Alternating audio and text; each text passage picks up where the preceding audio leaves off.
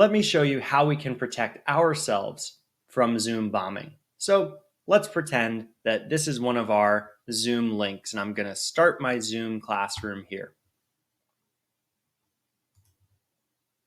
So here we are in the classroom. By the way, the only reason that some of these messages pop up is because I'm recording this video with my video down here, which is why I'm getting an error about my video up there. In any event, I'm in my Zoom classroom waiting for my students to arrive. If I click Manage Participants on the right-hand side, you're going to see a list pop up of the participants trying to join.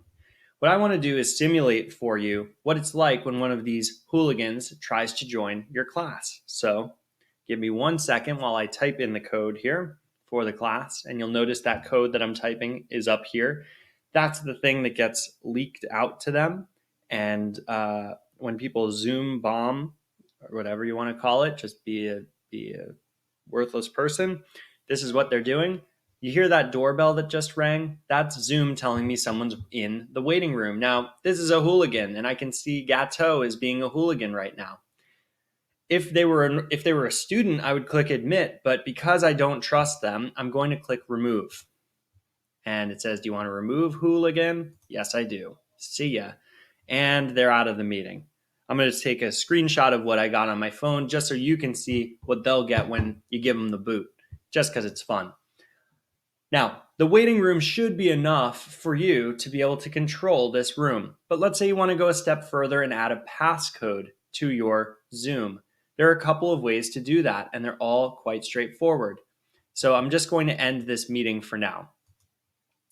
What I want to do is go to my Zoom account. There are several ways to get there. If you're at GCDS and you want to get to your Zoom account, click at the top right.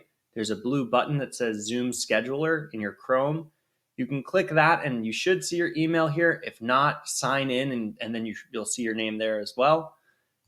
And it will bring you to this page. If you don't have that button, it is okay. You can type in zoom.us/profile. If you're not signed in, it will ask you to sign in. If you are signed in, you'll get to your profile page just like this. Okay, so on the left-hand side, I can see meetings. And I know that I have classes here that are going to meet. So what we want to do is add maybe a password to one of these classes. I'll click that class and I can see it here.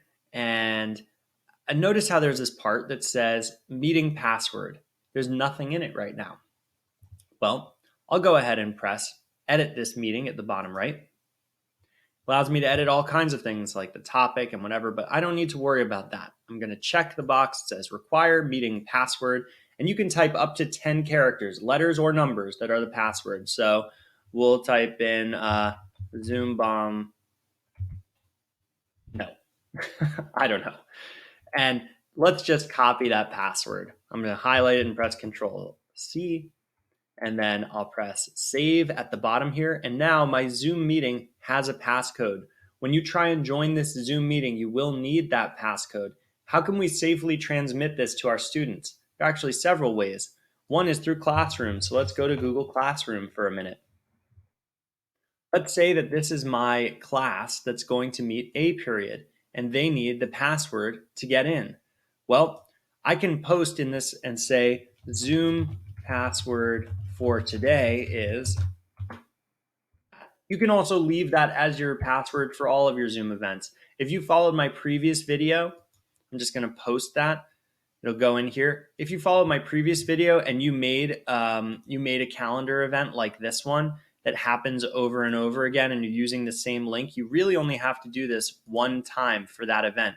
So every single class that you host now, that is the password. If at any point you feel that you need to change that password, follow these steps again, where you go to your profile, click meetings, find that meeting, and again, make sure this ID here matches this ID.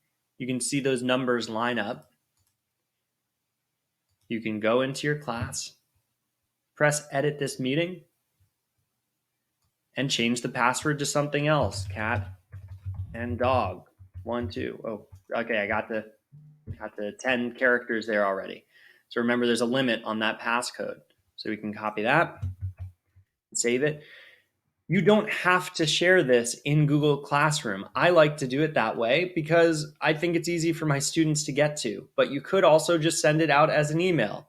You could, if you wanted to, go to the Google Calendar event and press the pencil.